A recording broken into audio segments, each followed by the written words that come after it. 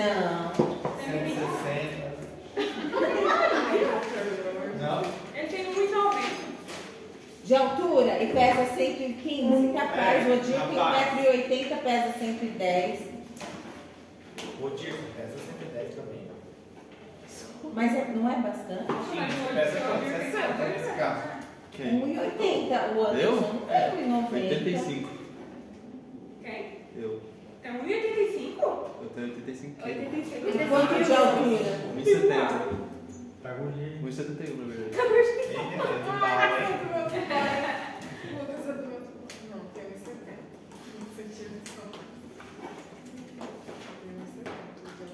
O Anderson pesa mais dele. Bom, gente. Vamos falar desse assunto de peso? Eu quero saber também. Vamos dar uma repassada em alguns temas a respeito de droga de abuso, certo? Principalmente o mais importante pra gente.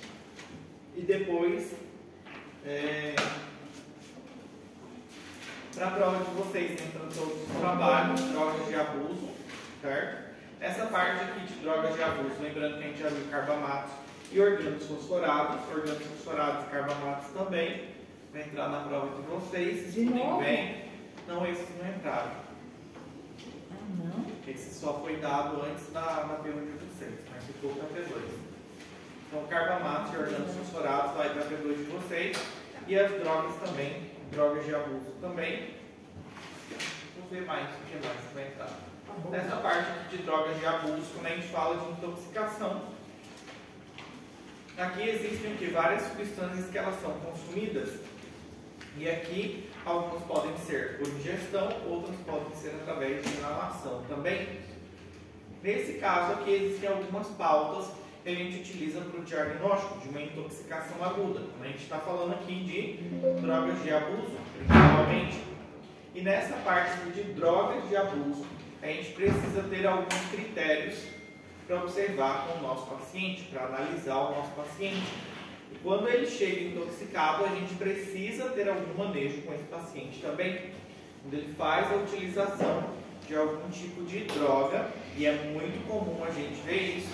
Por exemplo, os tóxicos mais comuns são o quê? Drogas de abuso, 37%, álcool, 25%, medicamentos como tranquilizantes menores, 25%, analgésicos, 9%, e de 4 a 15% desse paciente requer o quê? Internação na UTI, certo? Então, imortalidade chega até em torno de 1% dos pacientes, certo? E alguns, 30% dos ingressos psiquiátricos são tentativas de suicídio com medicamento, certo? Então, aqui falando das nossas drogas de abuso, principalmente, a gente classifica elas de algumas formas. A gente classifica as drogas de abuso, ou seja, drogas que são ilegais, que algumas são sedantes, outras são estimulantes e outras podem ser alucinógenas. Então, algumas são sedantes, outras são estimulantes e outros são alucinógenos, certo? E dentro dessas drogas, todas incluem a cocaína, opioide, cannabis, alucinógenos, anfetaminas, drogas de desenho. Todas essas são drogas, certo? E elas são utilizadas de certa forma de venda, o quê? De forma clandestina. E como que a gente classifica as drogas segundo o efeito que produz a nível do sistema nervoso central? A gente classifica elas em drogas depressoras, estimulantes, alucinógenas ou perturbadoras. Então a gente classifica depressora, estimulante, alucinógena ou perturbadoras. Então a gente classifica depressoras, estimulantes, alucinógenas ou perturbadoras. Assim a gente classifica as nossas drogas de efeito abusivo a nível do sistema nervoso central. Depressoras, estimulantes, alucinógenas ou perturbadoras. Vai cair na prova. As depressoras. Amiga, bem repetido. Bem perturbadoras mesmo. É batata. As depressoras, elas inibem o nosso sistema nervoso central, produz um enletecimento da nossa atividade nervosa e do ritmo também. E elas produzem principalmente relaxação, sedação, sonolência, sono, analgesia e pode chegar inclusive levar o paciente a um coma. E quais são essas drogas? Álcool, opioides, por exemplo, os benzodiazepínicos, cannabis, barbitúricos, certo? São fármacos que podem levar, ou que seja, que podem causar depressão no meu sistema nervoso central. E isso pode ser álcool, opioides, benzodiazepínicos, certo? São drogas que são o quê? Depressoras, que inibem o funcionamento do meu sistema nervoso central. Depois eu tenho as estimulantes, aqui já é o contrário, produz uma ativação do meu sistema nervoso central. E aqui produz um incremento já nas minhas funções corporais, deixa o paciente muito mais agitado, eufórico. E aqui entra vários grupos, por exemplo, aqui entra a cocaína ou as anfetaminas, e muito menores existe a nicotina, xantinas, cafeína, cafezinho que a gente toma. E dentro das estimulantes, cocaína, anfetamina, nicotina, xantinas, e aqui dentro das xantinas entram a cafeína e a teína também. Quais são os sintomas? Quais são do chá? Quais são os sintomas que a gente observa em um paciente que faz uso de cocaína? Agitação. Agitação, um deles. Como que está a pupila, Lucas? Midríase, muito bem. E a temperatura? Quente. Quente? Febril. Como que a gente fala? Quente. Febril. Hipertermia, muito bem, certo?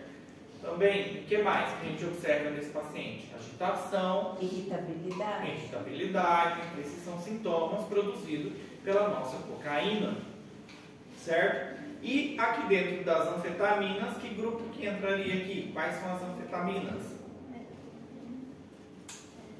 Metanfetamina, o que mais? Laila? Não sei. Não? Fabiana? Não? Erec? Eu acho que eu sabia tudo o cérebro dele. O quê?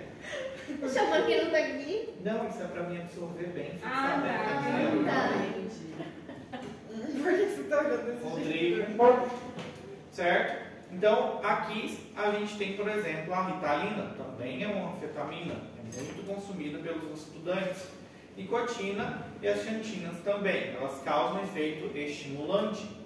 Alucinógena, oi? E aquela, qual que é aquela que tomam também para ficar acordado? Modafinil. Venvance. O Venvance também entra dentro do mesmo grupo. Modafinil também. Aqui o alucinógenas, elas vão causar o quê? Efeitos que são chamados também perturbadores, porque elas produzem um estado de consciência alterado, deformação da percepção, da imagem, sons. Então a pessoa ela pode escutar vozes, ela pode ter visões, ver alguma pessoa diferente. E aqui entra o quê? LSD, os nossos fungos mágicos, certo? Psilocibina, alucinógenos sintéticos também. A pessoa ela toma e ela sente o quê? Ela começa a ter alguma percepção ou visão, ou escuta uma voz diferente, tem alguém me chamando, ou vê uma fada, ou vê alguma outra pessoa. Pode ouvir a cor. Gnomo, pode ver, ela começa Eu a vou ter deixar as pessoas dormirem. É conversa. A LSD, os pacientes podem ouvir as cores. como? Até conversa.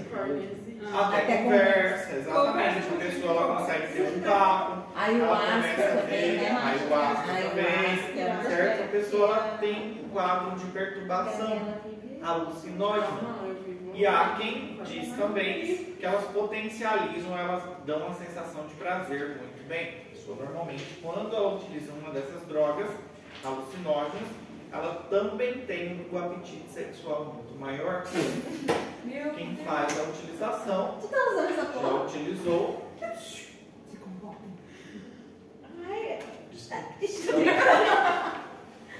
Quem faz a utilização, ou quem tem hábito de utilizar, relata que o prazer sexual é muito bom. Diz que é muito, por isso que as pessoas acabam utilizando em festa. Tratamento da desintoxicação. A gente libera o paciente da dependência física e também tem que prevenir aqui em alguns casos de síndrome de abstinência, que eles podem acontecer nos primeiros 21 dias também. Ambulatorial ou de forma hospitalar, segundo a gravidade do nosso paciente. E aqui a gente vai utilizar a psicoterapia de forma de apoio ou alguns medicamentos para a gente tratar o nosso paciente que tenha alguma dependência.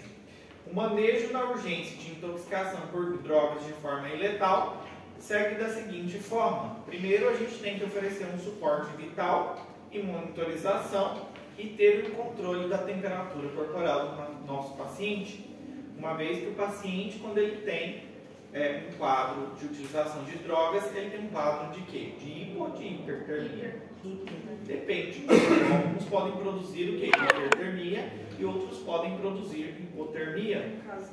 O álcool, por exemplo, produz o quê? Hipotermia. Muito bem.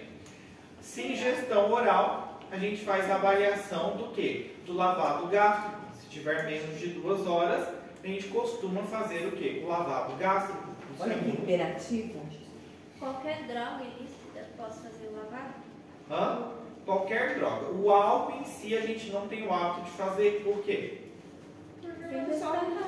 Exatamente. Mas Porque agora a absorção é eu muito pesquisei da rápida. LSD para poder apresentar o trabalho, foi que como a ingesta dela é oral, a absorção dela é muito rápida também. Sim, depende do que o nosso paciente ingeriu aqui. Se ele fez, a gente vai fazer a lavagem e vai passar carvão ativado. Tudo bem, Ereco? Sim? Você não morre mais ali. Sentiu sua falta. Ele falou seu nome, demorou 2 minutos. O ingresso em UTI depende muito do que o meu paciente ingeriu ou se vem produzindo uma exacerbação. Aí esse paciente precisa ser integrado na UTI. Fora isso, a gente vai pedir provas complementares, raio-x, eletrocardiograma, ecocardiograma, vamos observar também glicose, hemograma, todo o restante a gente vai observar.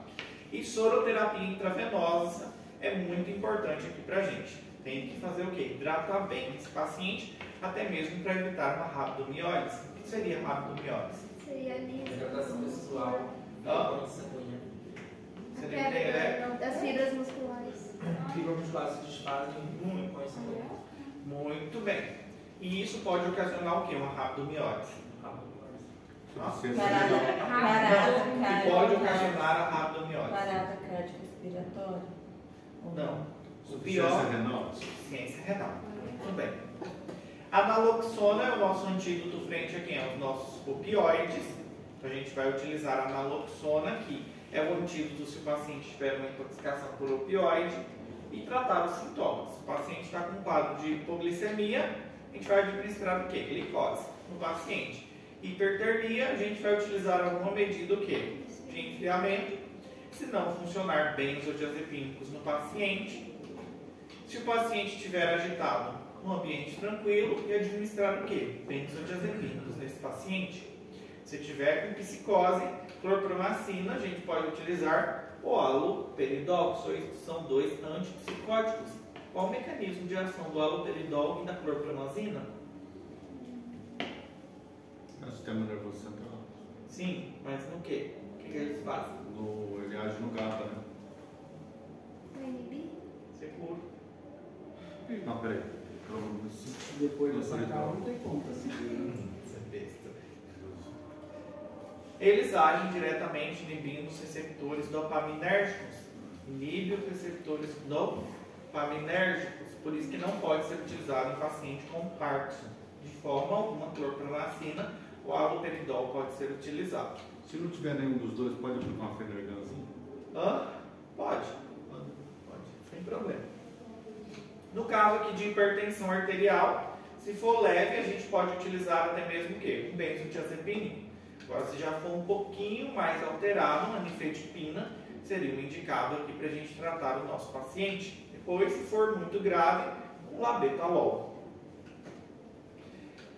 Aqui a gente também tem que tomar um pouquinho de cuidado com a hipotensão arterial. E no caso de uma hipotensão, a gente faz o quê? Uma expansão, um volume. A gente já vai estar hidratando o paciente, então a gente continua hidratando e se não funcionar, a gente pode utilizar algum ionotrópico, que dentro desses ionotrópicos, dopamina, adrenalina, certo? A gente pode utilizar para melhorar a pressão arterial do meu paciente, devido a essa hipotensão arterial do meu paciente. Tá? A gente vem utilizando aqui, em quadro de hipotensão, a gente tenta o quê? Se o paciente vem tendo uma hipotensão, a gente hidrata ele, ou seja, põe mais soro nesse paciente.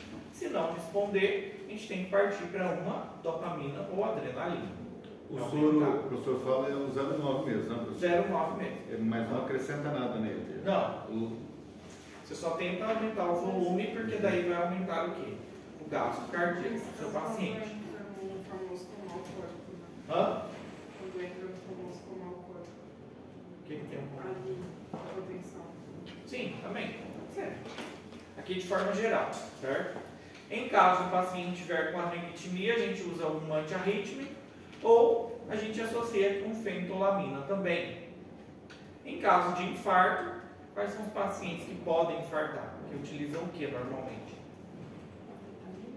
As anfetaminas, cocaína, são pacientes que eles podem infartar. Então aqui a gente tem que utilizar oxigênio, nitroglicerina, ácido acetilsalicílico, aqui um opioide.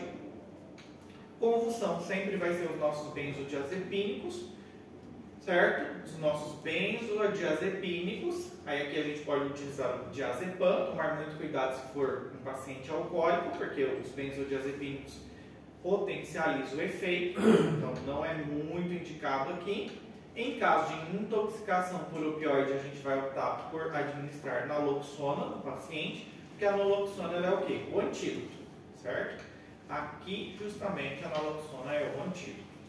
Em caso da rabdomiólise, sondar o paciente de forma vesical, fluidoterapia, alcalinizar a nossa urina, deixá-la mais base com bicarbonato e administrar furosemida no paciente, manitol também, isso é importante. E sempre observar o que? A tira de urina, pegar uma tirinha de urina e ver como que se na urina do seu paciente vem apresentando mioglobina ou creatina ou quinase também. Isso é importante a gente verificar como é que está o perfil renal do meu paciente. Tudo isso aqui pode acontecer no meu paciente se ele tiver um quadro de intoxicação. E existem algumas drogas que elas são comuns. Por exemplo, a intoxicação por opioide, ela acabou sendo comum, principalmente quando ela é utilizada de forma o quê? Abusiva. E dentro dessas drogas, que essa aqui já é uma droga depressora, o ópio, né, que foi o que o Renê apresentou, né, Renê? Tá fera nessa parte aqui então, certo? Então aqui um dos mais consumidos do ópio de forma clandestina é a nossa heroína. É a nossa heroína. Ah, pensei que você já conhecia já. As formas de consumo, elas são várias formas que a pessoa pode utilizar. A mais frequente aqui é através do que? Da via endovenosa, que é a via mais frequente. Pode ser a fumada, a esfinada, a retal. A pessoa ela acha várias formas para utilizar quando ela quer utilizar diretamente na genital, na gengiva, sublingual, subcutânea, intramuscular, certo? Então, existem várias formas que a pessoa vem utilizando, quando ela quer utilizar. Fumada, cachimbo, alguma coisa assim.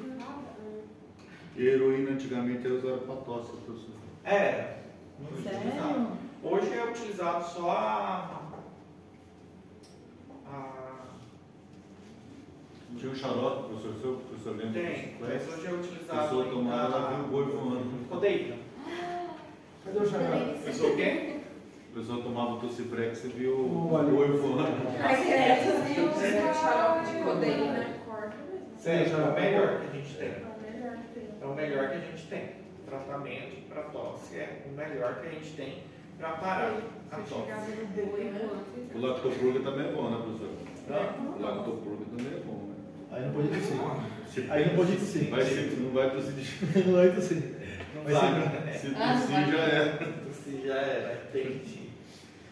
Então, nesse caso aqui, os nossos opioides, certo? A gente tem vários. E os que mais preocupam a gente aqui é justamente quem? A nossa heroína, certo? Eles têm uma triada clássica, no caso de uma intoxicação, que é a depressão respiratória, depressão do sistema nervoso e miose. Essa é justamente a triada dos nossos opioides.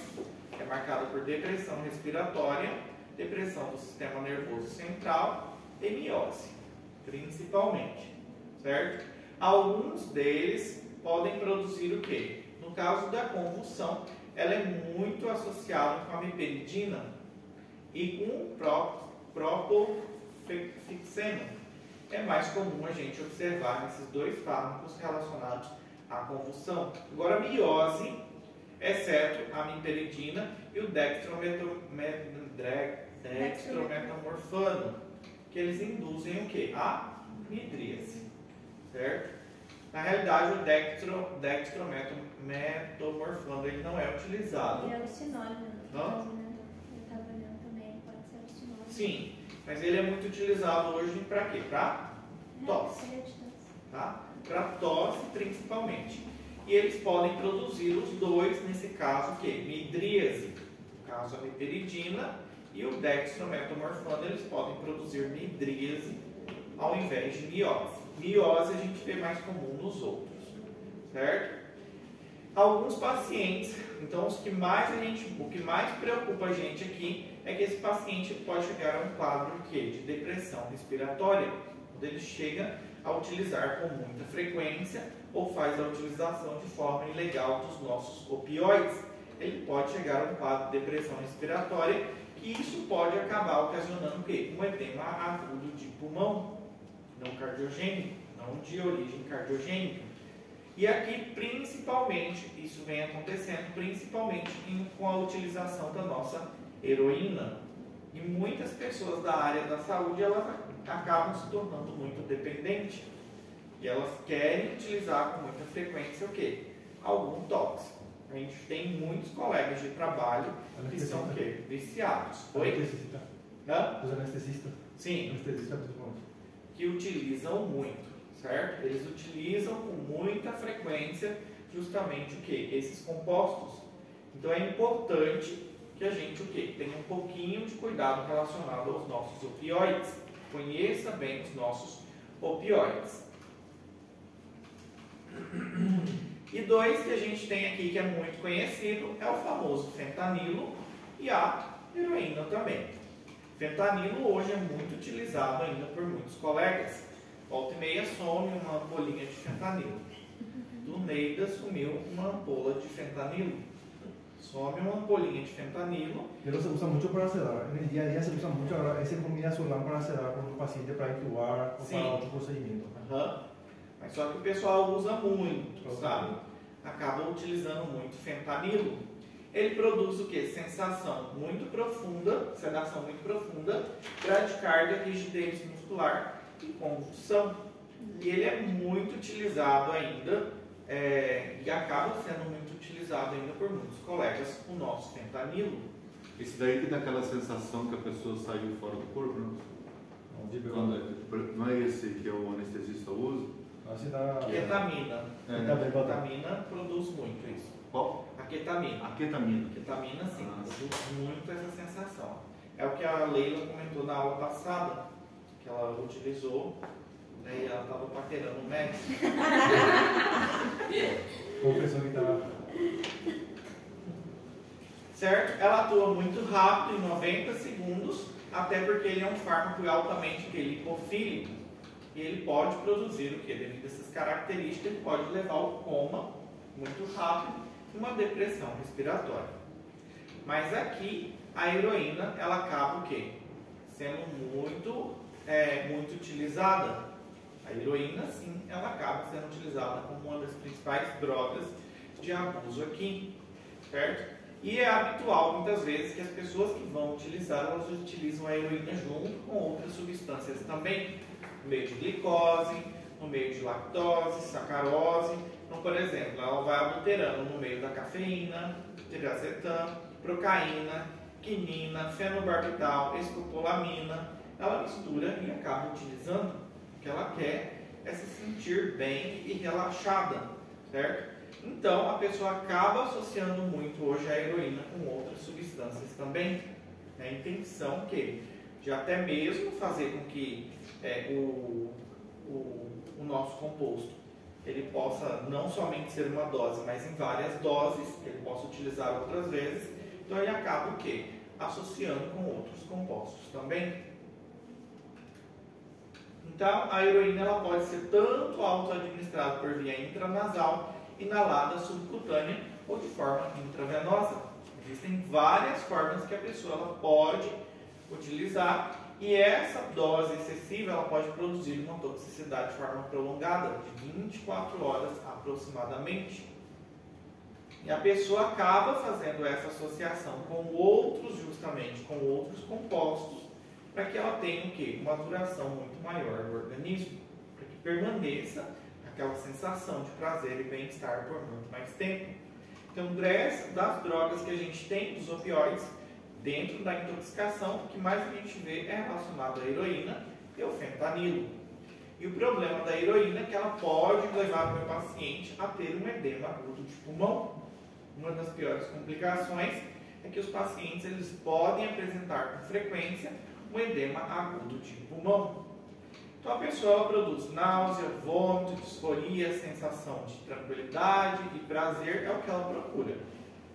A náusea e o vômito é justamente porque os nossos opioides eles também acabam se ligando aos receptores a nível do sistema nervoso central e se ligando ao centro do vômito. Por isso que a pessoa normalmente ela tem náusea e tem vômito. Quando a gente dá uma dose muito alta de algum opioide para algum paciente, ele tende a ter o quê? Náusea ou vômito, certo?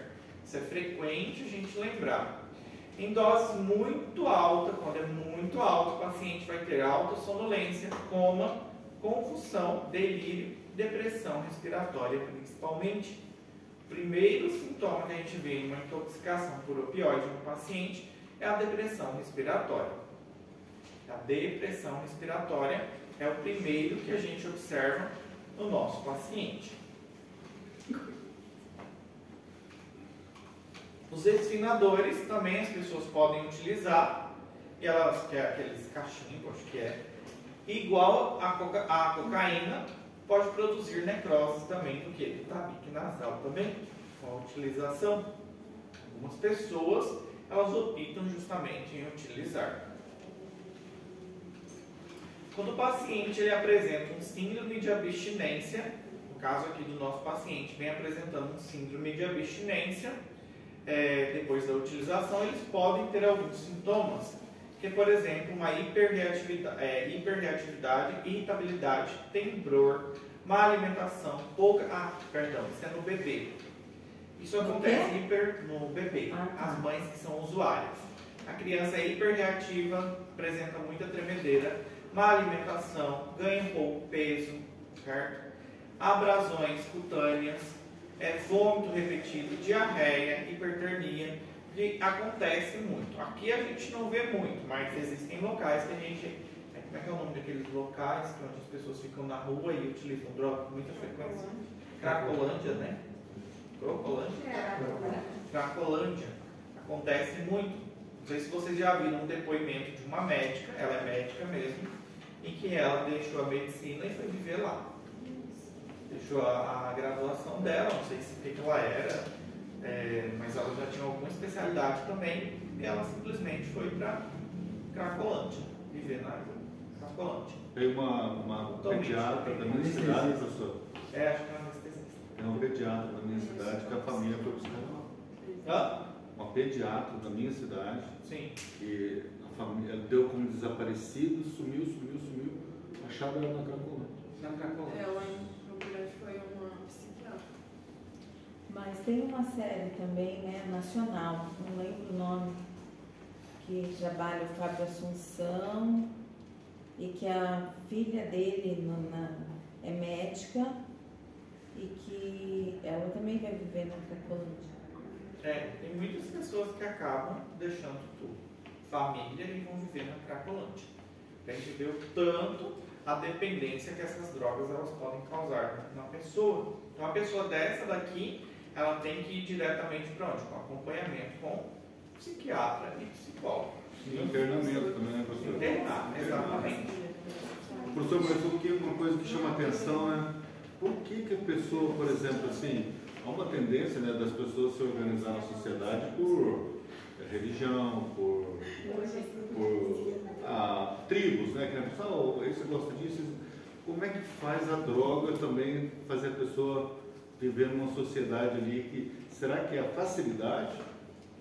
Aceitação, facilidade. Acho que a facilidade, A curiosidade. principalmente. E a curiosidade. A curiosidade. E não tem, também. ela falou uma coisa, né, pessoal? É discriminação. O que está usando aqui não vai falar daquele, né? Exatamente. A discriminação também conta muito. E às vezes a gente acha que é impossível, mas como que a pessoa acaba? Existem vários fatores que levam a pessoa a se tornar um dependente. Que nem eu tenho colegas que elas são ricas, têm um corpo perfeito, cirurgiada várias vezes, tem dinheiro para dar e para quem quisesse aí, tem super bem e é afundada na cocaína. Às vezes o dinheiro traz muita coisa, né? O corpo está perfeito, ela é igual a modelo, tudo, não tem nada de errado com ela, mas é afundado o quê? Na cocaína. Mas sente falta de alguma coisa. E às vezes aí é onde vai nas drogas. É a doença que matou Lázaro, né, professor? É. As pessoas acabam. Tem bastante esportista também. Sim. Maradona, um exemplo também. É o que acontece com boa parte de quem é o quê? As pessoas que são da fama também, né? A pessoa tem o quê? Muito dinheiro, tem dinheiro, mas não tem o quê? Felicidade. Todas as pessoas que estão próximas, para ela ninguém é amigo. Está próximo por causa do quê? Status, muitas vezes. Esses cantores também, pra fazer show. Aí a pessoa acaba se O marido da afundando. minha prima ele era jogador de futebol, né? Chegou a jogar na seleção, jogou lá no México, e ele perdeu o temporada no copo. Acontece muito. As pessoas acabam se afundando nessa questão da droga. É muito triste isso. E às vezes a gente pensa que não. Essa semana mesmo uma colega estava contando uma história. Essa semana uma colega de vocês, sexta-feira. Ela contou que uma colega dela se suicidou.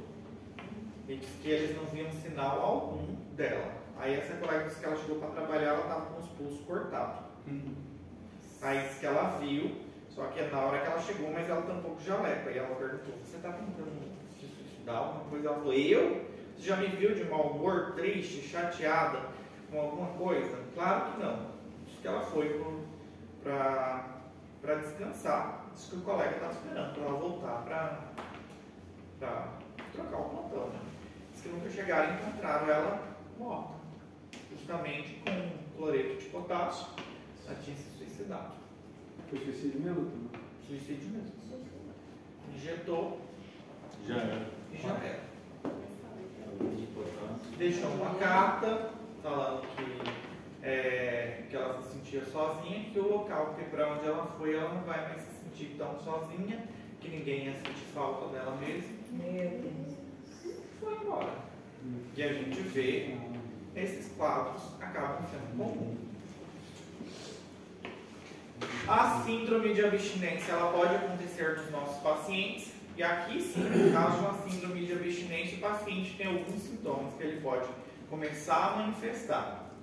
Começa o desejo de utilizar os nossos opioides e de 8 a 12 horas depois de desaparecer, esse paciente ele começa a ficar muito ansioso, um desejo da droga, uma sensação justamente de debilidade, tosse, ele começa a lacrimejar, rinorreia, cialorreia, estornudo, irritabilidade, pseudo-sudação e náusea. Estornudo.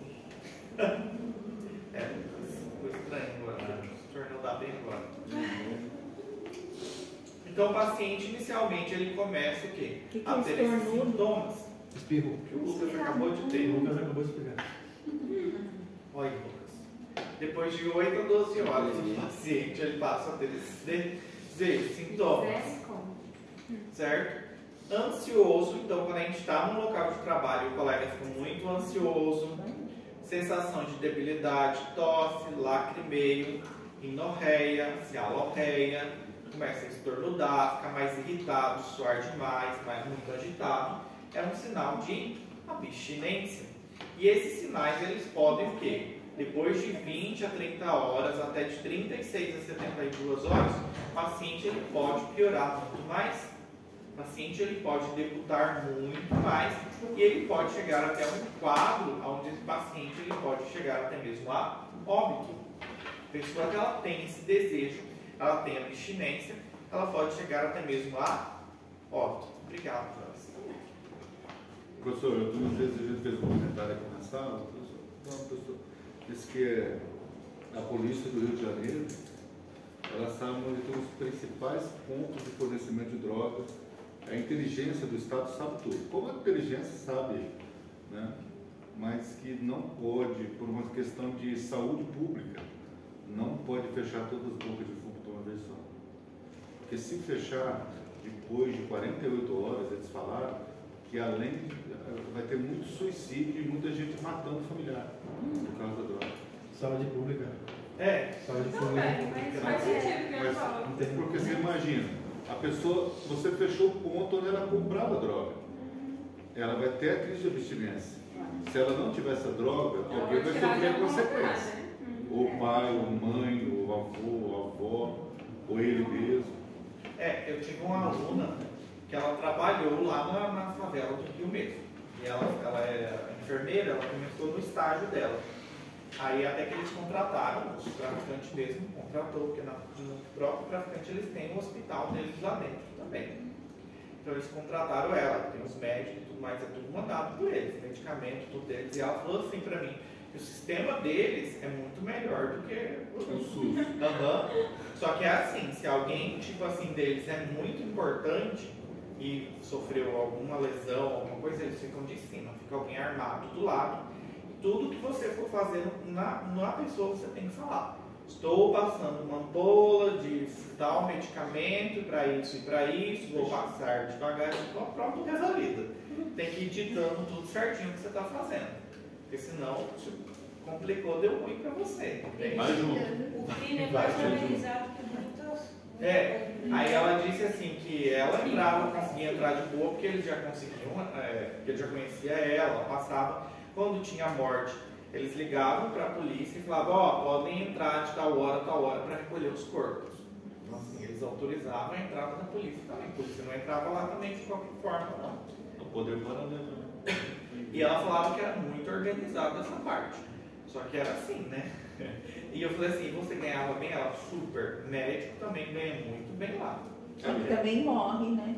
Só que é aquela questão, né? Ou é muito bom, ou é muito bom, né? Porque se por acaso for um chefão e morreu na mão, deu ruim. Exatamente.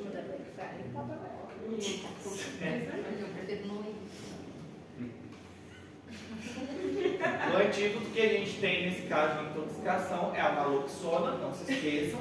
A naloxona é o antídoto que a gente tem. Outro que a gente tem aqui, que é muito comum também a utilização hoje pelos jovens, também é o álcool. Foi o tema da Dejaiane. Ela falou a respeito do álcool. E o álcool também acaba se tornando uma droga de abuso. E aqui, os nossos pacientes, o etanol, ele intervém ao redor de 50% dos acidentes com vítimas mortais. Muita gente acaba utilizando e se embriagando com o álcool, certo? E muitas vezes acaba o quê? Combinando com outra droga também. Então a gente vê com muita frequência a utilização tanto de álcool com outras substâncias também. Tem um amigo meu que tem um tratamento bom numa farmácia para álcool. Só o quê? É medo. Se for uma coisa, pode engravidar. E para, hein? E para de tomar. Qual que é? É um baclofeno, tiamina e umas gotículas que vem lá do Rio Grande do Sul. Essa eu já não posso falar. Isso no final. Já deu até medo. Não, mas é verdade. Isso vira mata, né? É para deixar mesmo. Eu queria saber de algo. O baclofeno, o professor sabe. Né? O pessoal usa muito em muscular. Né? Ele é um relaxante muscular, Sim. forte. Ele é comprovado quando a pessoa toma ele não é off-label, né, professor? Não é, mas ele para com o desejo de tomar álcool. A pessoa fica nauseada, né? Isso virando ali. E